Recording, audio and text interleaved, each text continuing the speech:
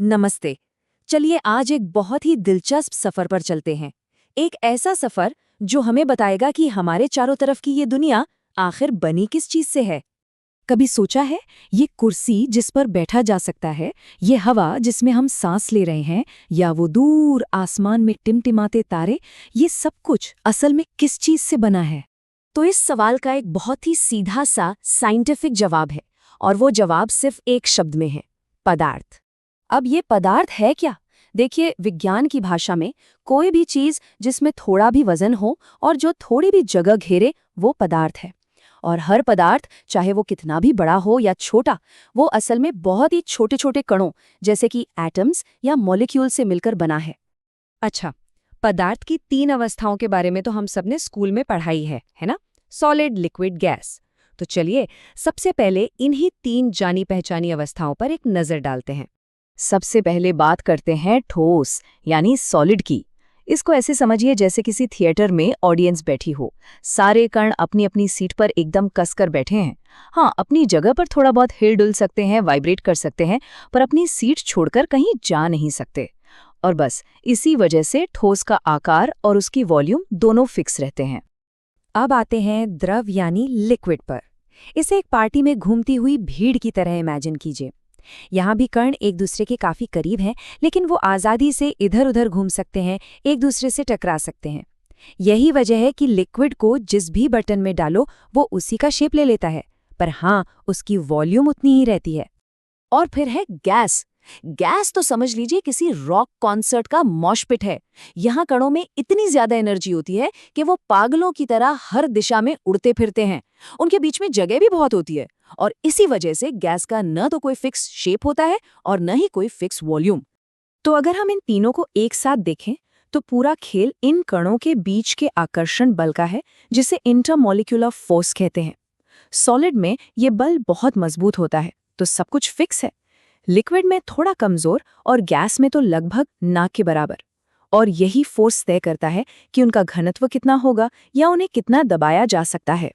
यहाँ एक बहुत ही मजेदार बात है। हम सब कांच को एक सॉलिड मानते हैं, है ना? पर असल में टेक्निकली कांच एक सुपरकूल्ड लिक्विड है।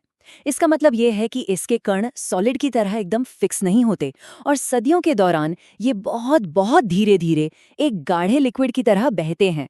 कमाल है ना? लेकिन रुकिए, कहानी यहीं खत्म नहीं होती। क्या पदार्थ की दुनिया सिर्फ इन 3 अवस्थाओं तक ही सीमित है? जवाब है बिल्कुल नहीं। अब हम 2 ऐसी दुनियाओं में जाने वाले हैं जिनके बारे में शायद बहुत कम लोगों ने सुना होगा। तो सवाल ये उठता है कि क्या सच में पदार्थ की सिर्फ 3 ही अवस्थाएं हैं, या कुछ और भी है जो हमारी किताबों से, हमारी आम समझ से परे हैं? तो मिलिए पदार्थ की चौथी अवस्था से, प्लाज्मा। प्लाज्मा तब बनता है जब किसी गैस को बहुत बहुत ज्यादा गर्म किया जाता है, इतना गर्म कि उसके एटम्स ही टूट जाएं। हमारा सूरज, आसमान के सारे तारे, ये सब प्लाज्मा से ही बने हैं। और सिर्फ इतना ही नहीं, हमारे घरों में जो नियॉन लाइट्स या सीएफएल बल्ब्स होते हैं ना, उनके अंदर भी प्लाज्मा ही चमक रहा होता है। और अब बात करते हैं 5वीं अवस्था की, जो शायद सबसे अजीब है। इसका नाम है बोस-आइंस्टाइन कंडेंसेट या बीईसी। इसे बनाने के लिए साइंटिस्ट्स ने गैस को एब्सोल्यूट जीरो यानी -273.15 डिग्री सेल्सियस तक ठंडा किया। ये यूनिवर्स का सबसे ठंडा टेम्परेचर है जो हो सकता है। और इस तापमान पर पता है क्या होता है? सारे एटम्स अपनी पहचान खो देते हैं और एक होकर एक सुपर एटम जैसा बर्ताव करने लगते हैं। ये इतनी बड़ी खोज थी कि इसके लिए 2001 में नोबेल प्राइज भी दिया गया। तो हमने 5 अवस्थाओं को देख लिया, पर एक और बात, पदार्थ हमेशा एक ही अवस्था में नहीं रहता। टेम्परेचर और प्रेशर को बदलकर हम इसे एक से दूसरे में बदल सकते हैं। ये एक तरह का जादू है जो हर पल हमारे आसपास हो रहा है। ये तो हम सब जानते हैं, जैसे बर्फ पिघलकर पानी बनती है, ये मेल्टिंग है, और पानी उबलकर भाप बन जाता है, ये वेपराइजेशन है।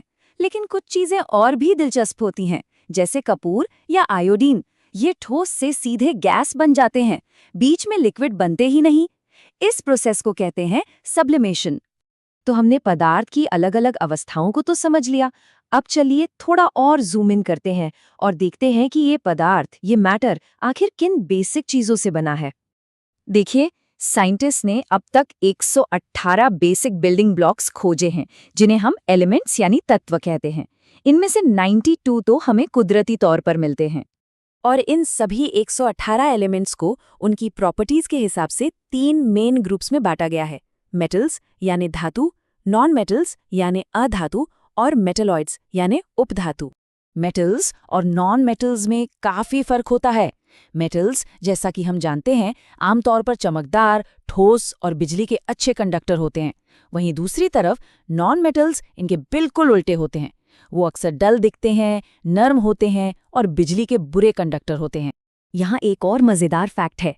गैलियम नाम का एक मेटल है जिसका मेल्टिंग पॉइंट इतना कम होता है कि अगर उसे कोई अपनी हथेली पर रख ले तो वो शरीर की गर्मी से ही पिघलना शुरू हो जाएगा। है ना कमाल? और फिर इन दोनों के बीच में आते हैं मेटलॉइड्स, जैसे कि सिलिकॉन। इनमें मेटल्स और नॉन मेटल्स दोनों की थोड़ी थोड़ी प्रॉपर्टीज होती हैं, और इसी अनोखी खूबी की वजह से ये हमारे स्मार्टफोन, कंप्यूटर और दूसरे इलेक्ट्रॉनिक्स के लिए एकदम परफेक्ट सेमीकंडक्टर बनते हैं। तो आज हमने पदार्थ की 5 अवस्थाओं के बारे में जाना, पर क्या ये कहानी का अंत है? शायद नहीं। ये हमें एक बहुत बड़े सवाल के साथ छोड़ जाता है कि इस ब्रह्मांड में पदार्थ की और कितनी अवस्थाएं छिपी हो सकती हैं जिनके बारे में हम अभी जानते भी नहीं।